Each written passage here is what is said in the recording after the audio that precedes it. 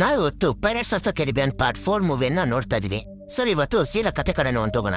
ಮೂವಿಯ ಮೊದಲ ಸೀನ್ನಲ್ಲಿ ಸ್ಪೇನ್ ದೇಶದ ಸಮುದ್ರ ತೀರದಲ್ಲಿ ಇಬ್ಬರು ವ್ಯಕ್ತಿಗಳು ಮೀನನ್ನ ಹಿಡಿತಿರ್ತಾರೆ. ಅವ್ರು ಮೀನನ್ನ ಹಿಡಿತಿರ್ಬೇಕಾದ್ರೆ ಅವರ ಬಲೆಗೆ ಒಬ್ಬ ವ್ಯಕ್ತಿ ಸಿಗ್ತಾನೆ. ಆ ವ್ಯಕ್ತಿ ಇನ್ನೂ ಕೂಡ ಬದುಕಿ ಇರ್ತಾನೆ. ಆ ವ್ಯಕ್ತಿ ಆ ಮೀನುಗಾರರಿಗೆ ಒಂದು ವಿಷಯವನ್ನ ಹೇಳ್ತಾನೆ. ಆದ್ರಿಂದ ಆ ಮೀನುಗಾರರು ಆ ವ್ಯಕ್ತಿಯನ್ನ ಸ್ಪೇನ್ ದೇಶದ ಕಿಂಗ್ ನ ಬಳಿ ಕರ್ಕೊಂಡು ಹೋಗ್ತಾರೆ. ಸ್ಪೇನ್ ದೇಶದ ಕಿಂಗ್ ನ ನೋಡಿದ ವ್ಯಕ್ತಿ ತನ್ನ ಹತ್ರ ಇದ್ದ ಒಂದು ಬುಕ್ ಅನ್ನ ಕೊಟ್ಟು, ನಾನು ಪಾನ್ಸಿಲಿಯನ್ ಹಡಗಿನ ಒಬ್ಬ ಕ್ರೂ ಮೆಂಬರ್ ಅಂತ ಹೇಳ್ತಾನೆ.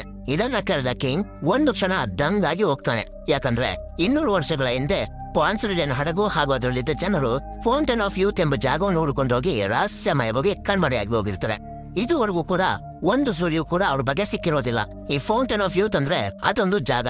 ಆ ಜಾಗದಲ್ಲಿ ಸಿಗುವ ನೀರನ್ನ 2 ಕಂಡೀಷನ್ ಮೇಲೆ ಕುಡಿದ್ರೆ ಆ ನೀರನ್ನು ಕುಡಿದ ವ್ಯಕ್ತಿ ಅಮರನಾಗ್ತಾನೆ. ಅಂದ್ರೆ ಅವನಿಗೆ ಸಾವೇ ಇರೋದಿಲ್ಲ. 200 ವರ್ಷಗಳ ನಂತರ ಪಾನ್ಸಿಲಿಯನ್ ಹಡಗಿನ ಒಬ್ಬ ಕ್ರೂ ಮೆಂಬರ್ ಬದುಕಿದ್ದಾನೆ ಅಂದ್ರೆ ಅವ್ರಿಗೆ ಖಂಡಿತ ಫೌಂಟೇನ್ ಆಫ್ ಯೂತ್ ಸಿಕ್ಕಿದೆ ಎಂದರ್ಥ. ಆದ್ದರಿಂದ ಸ್ಪೇನ್ ನ ಕಿಂಗ್ ತನ್ನ ಆರ್ಮಿಯನ್ನ ಸಮುದ್ರಕ್ಕೆ ಕಳಿಸ್ತಾನೆ. ಯಾಕಂದ್ರೆ ಫೌಂಟೇನ್ ಆಫ್ ಯೂತ್ ಅನ್ನ ಹುಡುಕೋದಕ್ಕೆ. ಮುಂದಿನ ಸೀನ್ ನಲ್ಲಿ ಲಂಡನ್ ನ ತೋರಿಸ್ತಾರೆ. ಲಂಡನ್ ನಲ್ಲಿ ಜಾಕ್ ಸ್ಪೇರೋ ನ ಫ್ರೆಂಡ್ ಆದ ಗಿಬ್ಸ್ ನ ಹಿಡ್ಕೊಂಡು ಅವನೇ ಜಾಕ್ ಸ್ಪೇರೋ ಅಂತ ಅವನೇ ಗಲ್ಲು ಶಿಕ್ಷೆಯನ್ನು ಕೊಡಬೇಕು ಅಂತ ತೀರ್ಮಾನ ಮಾಡಿರ್ತಾರೆ. ಆದ್ರೆ ಜಾಕ್ ಅಲ್ಲಿಗೆ ಜಡ್ಜ್ ನ ವೇಷ ಹಾಕೋ ಬಂದು ಗಿಬ್ಸ್ಗೆ ಮರಣದಂಡನೆಯ ಶಿಕ್ಷೆಯ ಬದಲಾಗಿ ಜೀವಾವಧಿ ಶಿಕ್ಷೆಯನ್ನ ಕೊಡ್ತಾನೆ. ಅಂದ್ರೆ ಅವನ ಜೀವನ ಪೂರ್ತಿ ಜೈಲಿನಲ್ಲೇ ಕರೆಯುವಂತ ಶಿಕ್ಷೆ. ಇದರಿಂದ ಗಿಬ್ಸ್ ನ ಲಂಡನ್ ಟೌನ್ ನ ಜೈಲಿನಲ್ಲಿ ಇಡೋದಕ್ಕೆ ಒಂದು ಕುದುರೆ ಗಾಡಿಯಲ್ಲಿ ಕರ್ಕೊಂಡು ಹೋಗ್ತಿರ್ತಾರೆ. ಅದೇ ಸಮಯಕ್ಕೆ ಜಾಕ್ ಕೂಡ ತನ್ನ ವೇಷವನ್ನೆಲ್ಲ ತೆಗೆದಾಕಿ ಅದೇ ಕುದುರೆ ಗಾಡಿಲಿ ಹೋಗಿ ಕೂತ್ಕೋತಾನೆ. ನಂತರ ಗಿಬ್ಸ್ಗೆ ಹೇಳ್ತಾನೆ, ನಾನು ಕುದುರೆ ಗಾಡಿ ಅವನ್ಗೆ ದುಡ್ಡು ಕೊಟ್ಟಿದ್ದೀನಿ, ಅವನು ನಮ್ಮನ್ನ ಲಂಡನ್ ಸಿಟಿಯಿಂದ ದೂರ ಕರ್ಕೊಂಡೋಗಿ ಬಿಟ್ಬರ್ತಾನೆ ಅಂತ ಹೇಳಿ ನೀನ್ ಯಾಕೆ ಲಂಡನ್ಗೆ ಬಂದೆ ಅಂತ ಗಿಬ್ಸ್ ನ ಕೇಳ್ತಾನೆ. ಆದ ಗಿಬ್ಸ್ ಹೇಳ್ತಾನೆ, ನನಗೆ ಯಾರೋ ಹೇಳಿದ್ರು ಫೌಂಟೇನ್ ಆಫ್ ಯೂತ್ ನ ಹುಡ್ಕೋದಕ್ಕೆ ಜಾಕ್ ಸ್ಪೇರೋ ಜನರನ್ನೆಲ್ಲ ಒಂದು ಕಡೆ ಸೇರಿಸ್ತಿದ್ದಾನೆ ಅಂತ. ಅದಕ್ಕೆ ನಾನು ಕೂಡ ನಿನ್ನ ಟೀಮ್ ಅಲ್ಲಿ ಸೇರ್ಕೊಳ್ಳೋಣ ಅಂತ ಲಂಡನ್ಗೆ ಬಂದೆ. ಆದ್ರೆ ಆತರ ಯಾವ್ದೇ ಕೆಲಸವನ್ನು ನಾನು ಮಾಡ್ಕಿಲ್ವಲ್ಲ ಅಂತ ಜಾಕ್ ಹೇಳ್ತಾನೆ. ಹೀಗೆ ಇವರಿಬ್ರು ಮಾತಾಡ್ತಿರ್ಬೇಕಾದ್ರೆ ಕುದುರೆ ಗಾಡಿ ನಿಂತ್ಕೊಳ್ಳುತ್ತೆ. ಲಂಡನ್ ಸಿಟಿಯಿಂದ ದೂರ ಇದೀವಿ ಅಂತ ಜೋಶಿಂದ ಕೆಳಗಡೆ ಇಳಿತಾರೆ. ಅಲ್ಲಿ ಅವರಿಗೆ ಇದೊಂದು ಟ್ವಿಸ್ಟ್ ಕಾದಿರುತ್ತೆ. ಯಾಕಂದ್ರೆ ಅವರು ಲಂಡನ್ ಸಿಟಿಯಿಂದ ದೂರ ಇರದೆ ಲಂಡನ್ ಕಿಂಗ್ ಆದ ಜಾರ್ಜ್ ನ ಪ್ಯಾಲೇಸ್ ಮುಂದೆ ಇರ್ತಾರೆ. ನಂತರ ಪ್ಯಾಲೇಸ್ ನ ಗಾರ್ಡ್ಗಳು ಜಾಕ್ ಸ್ಪೇರೋ ನ ಪ್ಯಾಲೇಸ್ ಒಳಗಡೆ ಎಳ್ಕೊಂಡು ಹೋಗ್ತಾರೆ. ಜಾಕ್ ಪ್ಯಾಲೇಸ್ ಒಳಗಡೆ ಕುಂತಿರ್ಬೇಕಾದ್ರೆ ಅಲ್ಲಿಗೆ ಲಂಡನ್ ಕಿಂಗ್ ಆದ ಜಾರ್ಜ್ ಬರ್ತಾನೆ. ಬಂದು ಜಾಕ್ ಸ್ಪೇರೋಗೆ ಹೀಗೆ ಹೇಳ್ತಾನೆ, ಫೌಂಟೇನ್ ಆಫ್ ಯೂತ್ ಅನ್ನು ಹುಡುಕೋದಕ್ಕೆ ಸ್ಪೇನ್ ನ ಕಿಂಗ್ ತನ್ನ ಆರ್ಮಿಯನ್ನ ಸಮುದ್ರಕ್ಕೆ ಬಿಟ್ಟಿದ್ದಾನೆ. ಆದ್ರೆ ಅವರಕ್ಕಿಂತ ಮೊದಲು ಫೌಂಟೇನ್ ಆಫ್ ಯೂತ್ ನ ನಾವು ಹುಡುಕ್ಬೇಕು. ಫೌಂಟೇನ್ ಆಫ್ ಯೂತ್ ವರ್ಗೂ ಹೋಗೋಕೆ ಮ್ಯಾಪ್ ನಿನ್ನ ಬಳಿ ಇದೆ ಅಂತ ನಮ್ಗೆ ಗೊತ್ತಾಯ್ತು. ಆದ್ರಿಂದ ನೀನು ನಮ್ಗೆ ಸಹಾಯ ಮಾಡ್ಬೇಕು ಅಂತ ಕೇಳಿದಾಗ ಜಾಕ್ ಹೇಳ್ತಾನೆ, ನನ್ನ ಹತ್ರ ಮೊದಲು ಆ ಮ್ಯಾಪ್ ಇತ್ತು, ಆದ್ರೆ ಈಗಿಲ್ಲ. ಯಾಕೆ ಅಂದ್ರೆ ಅದು ಕಳ್ತನ ಆಗಿ ಹೋಗಿದೆ. ಆದ್ರೂ ಕೂಡ ನಾನು ನಿಮ್ಗೆ ಸಹಾಯ ಮಾಡಕ್ಕೆ ರೆಡಿ ಆಗಿದ್ದೇನೆ. ಅದಕ್ಕೆ ನನಗೆ ಒಂದು ಹಡಗು ಹಾಗೂ ಸ್ವಲ್ಪ ಜನರು ಬೇಕು ಅಂದಾಗ ಲಂಡನ್ ನ ಕಿಂಗ್ ಆದ ಜಾರ್ಜ್ ಹಾಗೆ ಒಬ್ಬ ಕ್ಯಾಪ್ಟನ್ ಕೂಡ ಅಂತಾನೆ. ಅದೇ ಸಮಯಕ್ಕೆ ಅಲ್ಲಿಗೆ ಬಾರ್ಬೋಸ ಬರ್ತಾನೆ. ಬಾರ್ಬೋಸ ತನ್ನ ಪೈರೇಟ್ ಜೀವನವನ್ನ ಬಿಟ್ಟು ಲಂಡನ್ ನಲ್ಲಿ ಮಂತ್ರಿಯಾಗಿ ಸೇರ್ಕೊಂಡಿರ್ತಾನೆ. ಬಾರ್ಬೋಸನ ನೋಡಿದ ಜಾಕ್ ಸ್ಪೇರೋ ನನ್ನ ಬ್ಲಾಕ್ ಪರ್ಲ್ ಹಡಗು ಎಲ್ಲಿ ಅಂತ ಕೇಳ್ತಾನೆ. ಅಸಲಿಗೆ ಏನಾಗಿದೆ ಅಂದ್ರೆ ಇಂದಿನ ಪಾರ್ಟ್ ನಲ್ಲಿ ಬಾರ್ಬೋಸ ಮೋಸ ಮಾಡಿ ಜಾಕ್ ಸ್ಪೇರೋ ಇಂದ ಬ್ಲಾಕ್ ಪರ್ಲ್ ಹಡಗನ್ನ ತೆಗೆದುಕೊಂಡು ಹೊಂಟೋಗಿರ್ತಾನೆ. ಆಗ ಬಾರ್ಬೋಸ ಹೇಳ್ತಾನೆ, ಶತ್ರುಗಳು ಬ್ಲಾಕ್ ಪರ್ಲ್ ಹಡಗನ್ನ ನೀರಿನಲ್ಲಿ ಮುಳುಗಿಸ್ಬಿಟ್ರು. ನಾನು ಅದನ್ನ ಕಾಪಾಡೋಕೆ ತುಂಬಾನೇ ಪ್ರಯತ್ನ ಪಟ್ಟೆ. ಆದ್ರೆ ನನ್ನ ಕಾಲಿನ ಜೊತೆ ಬ್ಲಾಕ್ ಪರ್ಲ್ ಹಡಗನ್ನು ಕೂಡ ಕಳ್ಕೊಂಡೆ. ಇದರಿಂದ ಜಾಕ್ಗೆ ತುಂಬಾನೇ ಕೋಪ ಬರುತ್ತೆ. ಆದ್ರಿಂದ ಬಾರ್ಬೋಸಗೆ ಹೊಡೆಯೋಕೆ ಹೋದಾಗ ಅಲ್ಲಿ ಗಾರ್ಡ್ಗಳು ಬಂದು ಅವನ್ನ ಹಿಡ್ಕೋತಾರೆ. ನಂತರ ಜಾಕ್ ಸ್ಪೇರೋ ತುಂಬಾ ಫನಿಯಾಗಿ ಆ ಪ್ಯಾಲೇಸ್ ನಿಂದ ತಪ್ಪಿಸ್ಕೋತಾನೆ. ಸೀರಿಯಸ್ಲಿ ಮೂವಿಲಂತೂ ಈ ಸೀನ್ ತುಂಬಾನೇ ಫನಿ ಆಗಿದೆ. ಹೀಗೆ ಜಾಕ್ ಆ ಪ್ಯಾಲೇಸ್ ನಿಂದ ತಪ್ಪಿಸ್ಕೊಂಡು ಒಂದು ಜಾಗಕ್ಕೆ ಬಂದು ನಿಂತ್ಕೊಂಡಾಗ ಅಲ್ಲಿಗೆ ಪ್ಯಾಲೇಸ್ ಒಬ್ಬ ಗಾರ್ಡ್ ಬಂದು ಜಾಕ್ ಸ್ಪೇರೋನ ಗನ್ ಪಾಯಿಂಟ್ ಗೆ ತಗೋತಾನೆ. ಇನ್ನೇನು ಜಾಕ್ ಸ್ಪೇರೋಗೆ ಶೂಟ್ ಮಾಡ್ಬೇಕು ಅನ್ನೋಷ್ಟರಲ್ಲಿ ಆ ಗಾರ್ಡ್ಗೆ ಯಾರು ಶೂಟ್ ಮಾಡ್ತಾರೆ. ಯಾರು ಅಂತ ನೋಡಿದ್ರೆ ಜಾಕ್ ಸ್ಪೇರೋನ ತಂದೆಯಾಗಿರ್ತಾನೆ. ನಂತರ ಜಾಕ್ ನ ತಂದೆ ಜಾಕ್ ನ ಒಂದು ಬಾರಿಗೆ ಕರ್ಕೊಂಡೋಗಿ ಅವನಿಗೆ ಹೀಗೆ ಹೇಳ್ತಾನೆ, ನನಗೆ ಗೊತ್ತಾಯ್ತು ನೀನು ಫೌಂಟೇನ್ ಆಫ್ ಯೂತ್ ನೋಡ್ಕೋದಕ್ಕೆ ಜನರನ್ನೆಲ್ಲ ಒಂದು ಕಡೆ ಸೇರಿಸ್ತಿದ್ಯಾ ಅಂತ. ಅದಕ್ಕೆ ಫೌಂಟೇನ್ ಆಫ್ ಯೂತ್ ನ ಬಗ್ಗೆ ಒಂದೆರಡು ವಿಷಯವನ್ನು ಹೇಳೋಕೆ ಇಲ್ಲಿಗೆ ಬಂದೆ ಅಂತ ಹೇಳಿ ಫೌಂಟೇನ್ ಆಫ್ ಯೂತ್ ನೀರನ್ನ ಕುಡಿಯೋದಕ್ಕೆ 2 ಕಂಡೀಷನ್ ನಲ್ಲಿ ಒಂದು ಕಂಡೀಷನ್ ಹೇಳ್ತಾನೆ. ಅದೇನಂದ್ರೆ ಫೌಂಟೇನ್ ಆಫ್ ಯೂತ್ ನೀರನ್ನ ಕುಡಿಯೋದಕ್ಕೆ 2 ವಿಶೇಷವಾದ ಬೆಳ್ಳಿಯ ಲೋಟಗಳು ಬೇಕು ಅಂತ. ಆ ಲೋಟಗಳು ಪಾನ್ಸಿಲಿಯನ್ ಹಡಗಿನ ಖಜಾನೆಯಲ್ಲಿದೆ ಅಂತ ಹೇಳಿ ಅವನು ಅಲ್ಲಿಂದ ಹೊರಟು ಹೋಗ್ತಾನೆ. ಜಾಕ್ ಇದ್ದ ಆ ಜಾಗದಲ್ಲೇ ಯಾರೋ ಜಾಕ್ ನ ಹೆಸರು ಹೇಳ್ಕೊಂಡು ಜನರನ್ನೆಲ್ಲ ಒಂದು ಕಡೆ ಸೇರಿಸಿರ್ತಾರೆ ಫೌಂಟೇನ್ ಆಫ್ ಯೂತ್ ನ ಹುಡ್ಕೋದಕ್ಕೆ. ಯಾರು ಅಂತ ನೋಡಲು ಹೋದ ಜಾಕ್ಗೆ ತನ್ನ ತನ್ನ ಇರೋ ಮತ್ತೊಬ್ಬ ವ್ಯಕ್ತಿಯಲ್ಲಿ ಜಾಕ್ಗೆ ಕಾಣ್ತಾನೆ. ನಂತರ ಅವರಿಬ್ಬರ ಮಧ್ಯೆ ಕತ್ತಿ ವರ್ಷೆ ಶುರು ಆಗುತ್ತೆ. ಆ ಕತ್ತಿ ವರ್ಷೆ ಮಾಡ್ತಿದ್ದ ಶೈಲಿಯಲ್ಲೇ ಗೊತ್ತಾಗುತ್ತೆ ಅದು ಬೇರೆ ಯಾರು ಅಲ್ಲ, ಜಾಕ್ ಮತ್ತು ಇಷ್ಟಪಡ್ತಿದ್ದ ಆಂಜಲಿಕಾ ಅಂತ. ಅದೇ ಸಮಯಕ್ಕೆ ಲಂಡನ್ ಕಿಂಗ್ ನ ಜಾರ್ಜ್ ನ ಆರ್ಮಿ ಅವರ ಮೇಲೆ ಅಟ್ಯಾಕ್ ಮಾಡುತ್ತೆ. ಅವರಿಗೆ ಬೇರೆ ದಾರಿ ಇಲ್ಲದೆ ನೀರಿಗೆ ಧುಮುಕಿ ತಮ್ಮ ಪ್ರಾಣವನ್ನ ಉಳಿಸಿಕೊಳ್ತಾರೆ. ಜಾಕ್ ಹಾಗೂ ಆಂಜಲಿಕಾ ಒಂದು ಜಾಗದಲ್ಲೇ ಮಾತಾಡ್ತಿರ್ತಾರೆ. ಆಗ ಜಾಕ್ ಹೇಳ್ತಾನೆ, ಫೌಂಟೇನ್ ಆಫ್ ಯೂತ್ ನೀರನ್ನ ಕುಡಿಯೋದಕ್ಕೆ ಮತ್ತೊಂದು ಕಂಡೀಷನ್ ನಿಮ್ಗೆ ಗೊತ್ತಾ ಅಂದಾಗ ಆಂಜಲಿಕಾ ಹೇಳ್ತಾಳೆ, ಫೌಂಟೇನ್ ಆಫ್ ಯೂತ್ ನೀರನ್ನ ಕುಡಿಯೋದಕ್ಕೆ ಮರ್ಮೈಡ್ ನ ಕಣ್ಣೀರು ಕೂಡ ಬೇಕು ಅಂತಾಳೆ. ಅದೇ ಸಮಯಕ್ಕೆ ಚೂಪಾಗಿರೋ ವಸ್ತು ಬಂದು ಜಾಕ್ಗೆ ಚುಚ್ಚುತ್ತೆ. ನಂತರ ಜಾಕ್ ಪ್ರಜ್ಞೆ ತಪ್ಪಿ ಬೀಳ್ತಾನೆ. ಈ ಕಡೆ ಬಾರ್ಬೋಸ ಗಿಬ್ಸ್ ನ ಹಿಡ್ಕೊಂಡು ಜಾಕ್ ಸ್ಪ್ಯಾರೋ ಎಲ್ಲಿಗೆ ಹೋಗಿದ್ದಾನೆ ಹೇಳು ಅಂತ ಕೇಳ್ತಿರ್ತಾನೆ.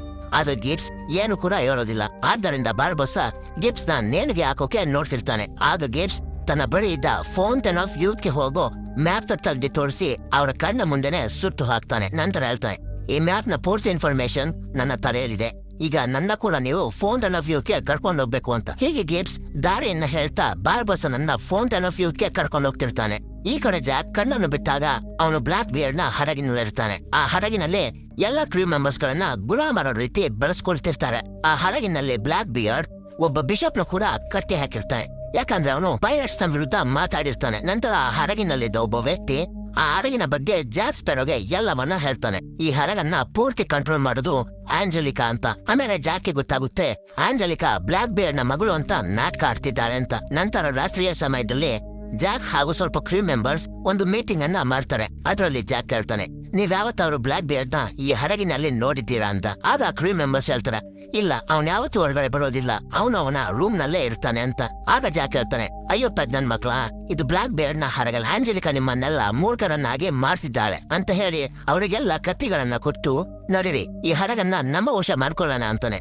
ಜಾಕ್ ಹಾಗೂ ಸ್ವಲ್ಪ ಕ್ರೂ ಮೆಂಬರ್ಸ್ ಬ್ಲಾಕ್ ಬಿಯರ್ಡ್ ನ ಜನರ ಮೇಲೆ ಅಟ್ಯಾಕ್ ಮಾಡಿ ಆ ಹಡಗನ್ನ ತಮ್ಮ ವಶಕ್ಕೆ ಪಡ್ಕೋತಾರೆ. ನಂತರ ಜಾಕ್ ಮೇಲೆ ಬಂದು ಇನ್ಮೇಲೆ ಯಾರಿಗೆ ನಾನೇ ಕ್ಯಾಪ್ಟನ್ ಅಂತ ಹೇಳ್ತಾನೆ. ಅದೇ ಸಮಯಕ್ಕೆ ಅವನ ಹಿಂದೆಯಿಂದ ಬ್ಲಾಕ್ ಬಿಯರ್ಡ್ ಬರ್ತಾನೆ. ಬಂದು ತನ್ನ ಮ್ಯಾಜಿಕಲ್ ಕತ್ತಿಯ ಮೇಲೆ ಕೈಯನ್ನು ಇಟ್ಟಾಗ ಅವನ ಮನಸ್ಸಿಗೆ ಹೇಗೆ ಬೇಕೋ ಹಾಗೆ ಆ ಹಡಗಿನಲ್ಲಿ ಎಲ್ಲಾನು ಚೇಂಜ್ ಆಗ್ತಾ ಹೋಗುತ್ತೆ. ಮುಂದಿನ ಸೀನ್ನಲ್ಲಿ ಬ್ಲಾಕ್ ಬಿಯರ್ಡ್ ಜಾಕ್ ಸ್ಪ್ಯಾರೋ ನ ತನ್ನ ರೂಮ್ ನಲ್ಲಿ ಕಟ್ ಹಾಕೊಂಡಿರ್ತಾನೆ. ಆಗ ಜಾಕ್ ಸ್ಪ್ಯಾರೋ ಹೇಳ್ತಾನೆ, ನೀನು ನಿನ್ನ ತಲೆ ಕಟ್ಟಾಗಿದ್ರು ಪ್ರಪಂಚವನ್ನ 3 ಸುತ್ತನೂ ಆಗ್ತೆ, ನಂತರ ನಿನ್ನ ಜೀವ ಮತ್ತೆ ಬಂತು. ಆಗ ಬ್ಲಾಕ್ ಬಿಯರ್ಡ್ ಹೇಳ್ತಾನೆ, ಆದ್ರೆ ಈಗ ಭವಿಷ್ಯವಾಣಿ ಆಗೋಗಿದೆ, ಒಂದು ಕಾಲು ಇಲ್ದಿರೋನು ನನ್ನನ್ನ ಕೊಂದು ಹಾಕ್ತಾನೆ ಅಂತ. ಓ, ಅದಕ್ಕೆ ನಿಮ್ಗೆ ಫೌಂಟೇನ್ ಆಫ್ ಯೂತ್ ನೀರು ಬೇಕಾಗಿರೋದು ಅಂತ ಜಾಕ್ ಹೇಳ್ತಾನೆ. ಬ್ಲಾಕ್ ಬಿಯರ್ಡ್ ಜಾಕ್ ನ ಒಂದು ಬೂಟಿ ಡಾಲ್ ನ ಮಾಡಿರ್ತಾನೆ. ಅಂದ್ರೆ ಆ ಡಾಲ್ಗೆ ಏನ್ ಮಾಡಿದ್ರು ಅದು ಜಾಕ್ಗೆ ಕೂಡ ಆಗುತ್ತೆ. ಆಗ ಅಲ್ಲಿಗೆ ಆಂಜಲಿಕಾ ಬಂದು ಜಾಕ್ ನ ಬ್ಲಾಕ್ ಮ್ಯಾನ್ ಮಾಡ್ತಾಳೆ. ನಮ್ಗೆ ಫೌಂಟೇನ್ ಆಫ್ ಯೂತ್ ನ ಹುಡ್ಕೋದಕ್ಕೆ ಸಹಾಯ ಮಾಡ್ತೀಯಾ, ಇಲ್ಲ ಸಾಹಿತ್ಯ ನೀನೆ ಡಿಸೈಡ್ ಮಾಡುವಂತ. ಬ್ಲಾಕ್ ಬಿಯರ್ಡ್ ಇಂದ ಜಾಕ್ ಸ್ಪ್ಯಾರೋ ನ ಕಾಪಾಡೋದಕ್ಕೆ ಆಂಜಲಿಕಾ ಜಾಕ್ ಸ್ಪ್ಯಾರೋ ನ ಹೊರಗಡೆ ಕರ್ಕೊ ಬರ್ತಾಳೆ. ಅಲ್ಲಿ ಜಾಕ್ ಆಂಜಲಿಕಾನ ಕೇಳ್ತಾನೆ, ಈ ಫೌಂಟೇನ್ ಆಫ್ ಯೂತ್ ಇಂದ ಹೇಗೆ ಮನುಷ್ಯರು ಅಮರರಾಗ್ತಾರೆ, ಅಂದ್ರೆ ಅವ್ರಿಗೆ ಯಾಕೆ ಸಾವು ಬರಲ್ಲ ಅಂತ ಕೇಳ್ತಾನೆ. ಆಗ ಆಂಜಲಿಕಾ ಹೇಳ್ತಾಳೆ, ಪಾಸ್ರಿಲಿಯನ್ ಖಜಾನೆಯಲ್ಲಿರುವ 2 ಬೆಳ್ಳಿ ಲೋಟಗಳಿಗೆ ನೀರನ್ನ ತುಂಬಿಸ್ಬೇಕು. 1 ಲೋಟಕ್ಕೆ ಮಾತ್ರ ಮರ್ಮೇಡ್ ಕಣ್ಣೀರನ್ನ ಹಾಕ್ಬೇಕು. 2 ಲೋಟಗಳನ್ನ ಬೇರೆ ಬೇರೆ ವ್ಯಕ್ತಿಗಳಿಗೆ ಕುಡಿಯಲು ಕೊಡಬೇಕು. ಹೀಗೆ ಮಾಡಿದ್ರೆ ಮರ್ಮೇಡ್ ಕಣ್ಣೀರು ಇರೋ ನೀರನ್ನು ಕುಡಿದ ವ್ಯಕ್ತಿಗೆ ಮರ್ಮೇಡ್ ಕಣ್ಣೀರು ಇಲ್ಲದೆ ಇರೋ ನೀರನ್ನು ಕುಡಿದ ವ್ಯಕ್ತಿಯ ಆಯಸ್ಸು ಬರುತ್ತೆ. ಅಂದ್ರೆ ಒಬ್ಬ ವ್ಯಕ್ತಿಯ ಆಯಸ್ಸನ್ನ ಮತ್ತೊಬ್ಬ ವ್ಯಕ್ತಿ ಕದ್ದಂತಾಯ್ತು. ಈ ವಿಷಯ ಗೊತ್ತಾದ್ಮೇಲೆ ಜಾಕ್ ಸ್ಪ್ಯಾರೋಗೆ ಫೌಂಟೇನ್ ಆಫ್ ಯೂತ್ ಹುಡುಕ್ಬೇಕು ಅನ್ನೋ ಆಸೆನೆ ಹೊರಟೋಗುತ್ತೆ. ಯಾಕಂದ್ರೆ ಅವನಿಗೆ ಇಷ್ಟ ಇರೋದಿಲ್ಲ ಬೇರೆಯವರ ಆಯಸ್ಸನ್ನ ಕದಿಯೋಕೆ. ನಂತರ ಆಂಜಲಿಕಾ, ನಿನ್ಗೆ ಇಷ್ಟ ಆಗೋದು ನನ್ನ ಬಳಿ ಇದೆ ಅಂತ ಹೇಳಿ ಜಾಕ್ ನ ಒಂದು ಬೀರನ್ನ ಬಳಿ ಕರ್ಕೊಂಡೋಗಿ ಆ ಬೀರನ್ನ ತೆಗಿತಾಳೆ. ಆ ಬೀರಿನಲ್ಲಿ ಬ್ಲಾಕ್ ಬಿಯರ್ಡ್ ತನ್ನ ಮಾಟದ ಶಕ್ತಿಯಿಂದ ಎಲ್ಲ ಹಡಗುಗಳನ್ನ ಬಾಟರ್ ನಲ್ಲಿ ಬಂದಿ ಮಾಡಿರ್ತಾನೆ. ಅದರಲ್ಲಿ ಜಾಕ್ ಸ್ಪ್ಯಾರೋ ನ ಬ್ಲಾಕ್ ಪರ್ಲ್ ಹಡಗು ಕೂಡ ಒಂದು. ನನ್ಗೆ ಫೌಂಟೇನ್ ಆಫ್ ಯೂತ್ ನ ಹುಡ್ಕೋಕೆ ಸಹಾಯ ಮಾಡ್ಬಿಡು, ಇದಾದ್ಮೇಲೆ ಈ ಎಲ್ಲ ಹಡಗುಗಳು ನಿಂದೆ ಅಂತ ಹೇಳಿ ಮತ್ತೊಂದು ವಿಷಯವನ್ನ ಹೇಳ್ತಾಳೆ. ಬ್ಲಾಕ್ ಬಿಯರ್ಡ್ ನನ್ನ ಸ್ವಂತ ತಂದೆ, ಅವರ ಜೀವವನ್ನು ಉಳಿಸೋದಕ್ಕೆ ನಾನು ಇಷ್ಟೆಲ್ಲ ಕಷ್ಟಪಡ್ತಿದ್ದೇನೆ ಅಂತ.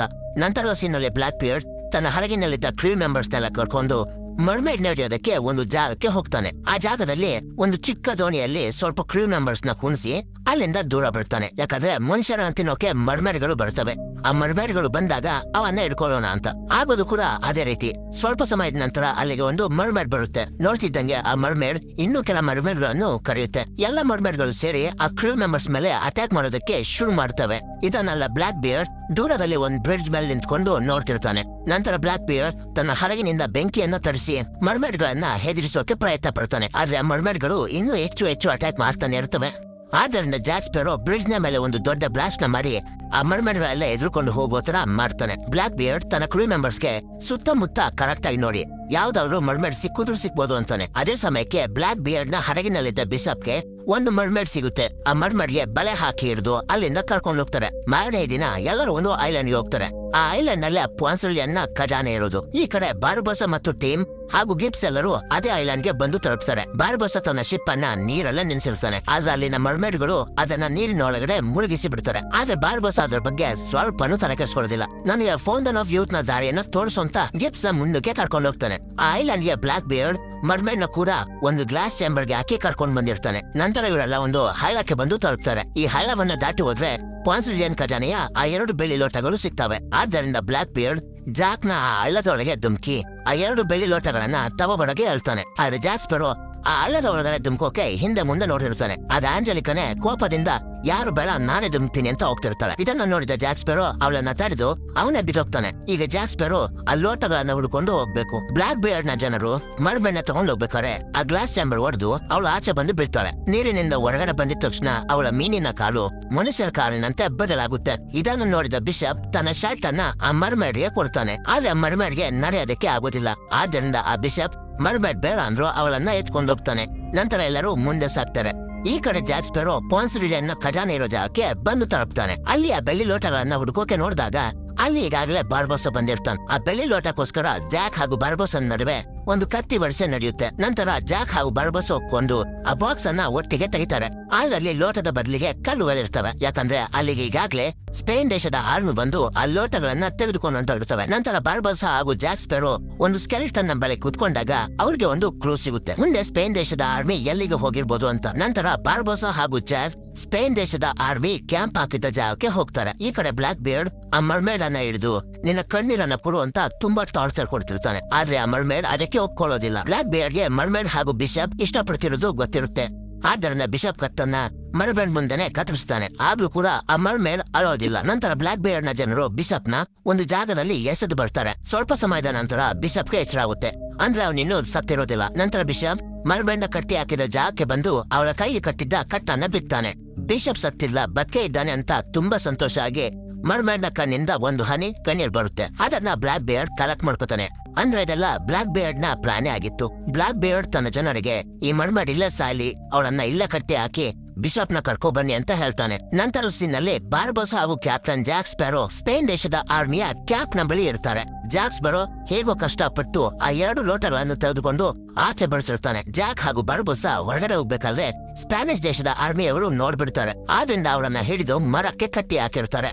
ಆದ್ರೆ ಜಾಕ್ ಸ್ಪೆರೋನ ಬುದ್ಧಿಶಕ್ತಿ ಮುಂದೆ ಏನ್ ತಂದು ನಿಲ್ಲುತ್ತೆ ಹೇಳಿ ತುಂಬಾ ಅದ್ಭುತವಾದ ಒಂದು ಐಡಿಯಾನ ಹಾಕಿ ಅಲ್ಲಿಂದ ತಪ್ಪಿಸ್ಕೊತಾನೆ. ಜಾಕ್ ತಪ್ಪಿಸ್ಕೊಳ್ಳೋದನ್ನ ಸ್ಪೇನ್ ದೇಶದ ಆರ್ಮಿಯವರು ನೋಡ್ಬಿಡ್ತಾರೆ. ಆದ್ರಿಂದ ಅವರೆಲ್ಲ ಜೋರಾಗಿ ಕಿರ್ಚಾಡ್ತಾ ಬಾರ್ಬೋಸ ಇದ್ದ ಜಾಗಕ್ಕೆ ಬರ್ತಿರ್ತಾರೆ. ಇದರಿಂದ ಬಾರ್ಬೋಸ ಎಲ್ಲಿದ್ದಾನೆ ಅಂತ ಅವನ ಜನಕ್ಕೆ ಗೊತ್ತಾಗುತ್ತೆ. ನಂತರ ಅಲ್ಲಿಗೆ ಬಾರ್ಬೋಸನ ಜನರು ಬಂದು ಬಾರ್ಬೋಸನನ್ನ ಬಿಡಿಸ್ತಾರೆ. ಅದೇ ಸಮಯಕ್ಕೆ ಅಲ್ಲಿಗೆ ಜಾಕ್ ಕೂಡ ಬರ್ತಾನೆ. ಆಗ ಬಾರ್ಬೋಸ ಮತ್ತೊಂದು ವಿಷಯವನ್ನ ಹೇಳ್ತಾನೆ, ನಮ್ಗೆ ಫೌಂಟೇನ್ ಆಫ್ ಯೂತ್ ಇಂದ ಯಾವುದೇ ಪ್ರಯೋಜನವಿಲ್ಲ. ನನ್ನ ಕಾಲನ್ನ ಕತ್ತರಿಸಿದ ಬ್ಲಾಕ್ ಬಿಯರ್ಡ್ ನ ಮೇಲೆ ನಾನ್ ನನ್ನ ಸೇಡನ್ನ ತೀರ್ಸ್ಕೋಬೇಕು ಅಂತ ಹೇಳಿ ಯಾರು ಮುಂದೆ ಹೋಗ್ತಾರೆ. ಈ ಕಡೆ ಜಾಕ್ ಸ್ಪೆರೋ ಬ್ಲಾಕ್ ಬಿಯರ್ಡ್ ನ ಬಳಿ ಬರ್ತಾನೆ. ಆ 2 ಬೆಳ್ಳಿ ಲೋಟಗಳನ್ನು ಕೊಟ್ಟು ತನ್ನ ಕಾಂಪಸ್ ಅನ್ನ ಈಸ್ಕೊಂಡು ತನ್ನ ಫ್ರೆಂಡ್ ಆದ ಗಿಬ್ಸ್ಗೆ ಕೊಡ್ತಾನೆ. ನಂತರ ಎಲ್ಲರೂ ಫೌಂಟೇನ್ ಆಫ್ ಯೂತ್ ಗೆ ಬರ್ತಾರೆ.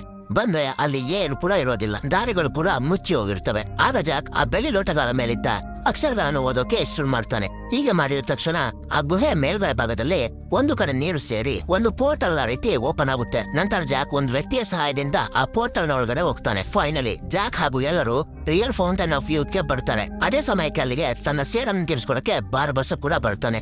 ನಂತರ ಬ್ಲಾಕ್ ಬಿಯರ್ಡ್ ಹಾಗೂ ಬಾರ್ಬೋಸನ ಜನರ ಮಧ್ಯೆ ಯುದ್ಧ ಆಗೋಕೆ ಶುರುವಾಗುತ್ತೆ. ಈ ಕಡೆ ಬಿಷಪ್ ಹೇಗೋ ಕಷ್ಟಪಟ್ಟು ಮರ್ಮೇಡಿದ್ದ ಜಾಗದವರೆಗೂ ಬರ್ತಾನೆ. ಇವರ ಜಗಳ ಎಲ್ಲ ನಡೀತಿರ್ಬೇಕಾದ್ರೇನೆ ಅಲ್ಲಿಗೆ ಸ್ಪೇನ್ ದೇಶದ ಆರ್ಮಿ ಬರುತ್ತೆ. ಬಂದು ಆಂಜಲಿಕ ಕೈಯಲ್ಲಿದ್ದ 2 ಲೋಟಗಳನ್ನ ಇಸ್ಕೋತಾರೆ. ಇಸ್ಕೊಂಡು ಆ ಲೋಟಗಳನ್ನ ದೂರ ನೀರಿನಲ್ಲಿ ಎಸ್ಬಿಡ್ತಾರೆ. ನಂತರ ಸ್ಪೇನ್ ಆರ್ಮಿಯ ಹೆಡ್ ಹೇಳ್ತಾನೆ, ಹುಟ್ಟು ಹಾಗೂ ಸಾವು ದೇವರು ಕೊಡ್ಬೇಕಾಗಿರೋದು, ಅದನ್ನ ಮನುಷ್ಯರು ಕಂಟ್ರೋಲ್ ಮಾಡೋದು ತಪ್ಪು ಅಂತ ಹೇಳಿ ಫೌಂಟೇನ್ ಆಫ್ ಯೂತ್ ನ ಧ್ವಂಸ ಮಾಡೋದಕ್ಕೆ ಶುರು ಮಾಡ್ತಾರೆ. ಹೀಗೆ ಎಲ್ಲರೂ ಮಾತಾಡ್ತಿರ್ಬೇಕಾದ್ರೆ ಬಾರ್ಬೋಸ ಬ್ಲಾಕ್ ಬಿಯರ್ಡ್ ನ ಹಿಂದೆಯಿಂದ ಬಂದು ವಿಷ ತುಂಬಿರೋ ತನ್ನ ಕತ್ತಿಯಿಂದ ಅವನಿಗೆ ಚುಚ್ಚಿಬಿಡ್ತಾನೆ. ಇದನ್ನು ನೋಡಿದ ಆಂಜಲಿಕಾ ಆ ಕತ್ತಿಯನ್ನ ಬ್ಲಾಕ್ ಬಿಯರ್ಡ್ ಇಂದ ತೆಗೆಯಲು ನೋಡ್ತಾಳೆ. ತೆಗಿಬೇಕಾದ್ರೆ ಅವಳ ಕೈ ಕೂಡ ಕಟ್ ಆಗ್ಬಿಡುತ್ತೆ. ಇದರಿಂದ ಕತ್ತಿಯಲ್ಲಿದ್ದ ವಿಷ ಆಂಜಲಿಕಾ ಮೈಯಲ್ಲಿ ಏರೋಕೆ ಶುರುವಾಗುತ್ತೆ. ಜಾಕ್ ನೀರಿನಲ್ಲಿ ಆ 2 ಲೋಟಗಳನ್ನು ಹುಡುಕೋಕೆ ಮುಂದಾಗ್ತಾನೆ. ನಂತರ ಬಾರ್ಬೋಸ ಹೇಳ್ತಾನೆ, ಇನ್ಮೇಲಿಂದ ಬ್ಲಾಕ್ ಬಿಯರ್ಡ್ ನ ಹಡಗು ನಂದು, ಯಾರ್ಯಾರು ನನ್ನ ಜೊತೆ ಬರೋಕೆ ಇಷ್ಟನೋ ಎಲ್ರು ಬರ್ಬೋದು ಅಂತಾನೆ. ಈ ಕಡೆ ಸ್ಪೇನ್ ದೇಶದ ಆರ್ಮಿ ಫೌಂಟೇನ್ ಆಫ್ ಯೂತ್ ನ ಸಂಪೂರ್ಣವಾಗಿ ಧ್ವಂಸ ಮಾಡಿ ಹಾಕ್ತಾರೆ. ಮತ್ತೊಂದು ಕಡೆ ಜಾಕ್ ಆ ಲೋಟಗಳನ್ನ ಹುಡುಕ್ತಾನೆ ಇರ್ತಾನೆ. ಹೀಗೆ ಅವನು ಹುಡುಕ್ತಿರ್ಬೇಕಾದ್ರೆ ನೀರಿನಿಂದ ಆ ಮರ್ಮೇಡ್ ಬಂದು ಆ ಲೋಟಗಳನ್ನ ಕೊಟ್ಟು ನನ್ನ ಕಣ್ಣೀರನ್ನ ಸರಿಯಾಗಿ ಉಪಯೋಗಿಸ್ಕೊಳುತ್ತೆ. ಜಾಕ್ ಆ 2 ಲೋಟಗಳಿಗೆ ಫೌಂಟೇನ್ ಆಫ್ ಯೂತ್ ನ ನೀರನ್ನು ತುಂಬಿಸ್ಕೊಂಡು ಒಂದು ಲೋಟಕ್ಕೆ ಮರ್ಮೇಡ್ ನ ಕಣ್ಣೀರನ್ನ ಹಾಕ್ತಾನೆ. ಜಾಕ್ ಬ್ಲಾಕ್ ಬಿಯರ್ಡ್ ನ ಹತ್ರ ಬಂದು, ತಗೋ, ಇದು ಮರ್ಮೇಡ್ ಕಣ್ಣೀರು ಇಲ್ದೇ ಇರೋ ನೀರು, ಇದನ್ನ ಕುಡಿದು ನಿನ್ನ ಮಗಳನ್ನ ಕಾಪಾಡು ಅಂತಾನೆ. ಆದ್ರೆ ಬ್ಲಾಕ್ ಬಿಯರ್ಡ್ ಮರ್ಮೇಡ್ ಕಣ್ಣೀರು ಇರೋ ನೀರನ್ನ ಕುಡಿದ್ಬಿಡ್ತಾನೆ. ಆಂಜಲಿಕಾ ತನ್ನ ತಂದೆಯ ಪ್ರಾಣವನ್ನು ಉಳಿಸ್ಬೇಕು ಅಂತ ಮರ್ಮೇಡ್ ಕಣ್ಣೀರು ಇಲ್ದೇ ಇರೋ ನೀರನ್ನ ಕುಡಿದ್ಬಿಡ್ತಾಳೆ. ನಂತರ ಜಾಕ್ ಹೇಳ್ತಾನೆ, ನನ್ನಿಂದ ಒಂದು ತಪ್ಪಾಗೋಗಿದೆ. ಬ್ಲಾಕ್ ಬಿಯರ್ಡ್ ಕುಡಿದ ನೀರಲ್ಲಿ ಮರ್ಮೇಡ್ ನ ಕಣ್ಣೀರು ಇರ್ಲಿಲ್ಲ, ಮರ್ಮೇಡ ಕಣ್ಣೀರು ಇದ್ದಿದ್ದು ಆಂಜಲಿಕಾ ಕುಡಿದ ನೀರಲ್ಲಿ. ಹೀಗಂದ ತಕ್ಷಣ ಫೌಂಟನ್ ಆಫ್ ಯೂತ್ ನ ನೀರು ಬಂದು ಬ್ಲಾಕ್ ಬೇರ್ ನ ಪ್ರಾಣವನ್ನ ತೆಗೆದು ಬಿಡುತ್ತೆ. ಈ ಕಡೆ ಆಂಜಲಿಕಾ ಪ್ರಾಣ ಉಳಿದುಕೊಳ್ಳುತ್ತೆ. ನಂತರ ಜಾಕ್ ಆಂಜಲಿಕಾನ ದೂರದಲ್ಲಿ ಒಂದು ಐಲ್ಯಾಂಡ್ ಗೆ ಬಿಟ್ಟು ಬಂದ್ಬಿಡ್ತಾನೆ. ಈ ಕಡೆ ಮರ್ಮೇಡ್ ಬಿಷಪ್ ನ ಸಮುದ್ರದ ಆಳಕ್ಕೆ ಕರ್ಕೊಂಡು ಹೋಗುತ್ತೆ. ಬಾರ್ಬೋಸ ಬ್ಲಾಕ್ ಬೇರ್ ನ ಹಡಗು ಹಾಗೂ ಅವನ ಕತ್ತಿಯನ್ನ ತನ್ನದಾಗಿಸ್ಕೊಂಡಿರ್ತಾನೆ. ಇಲ್ಲಿಗೆ ಈ ಮೂವಿ ಎಂಡ್ ಆಗುತ್ತೆ.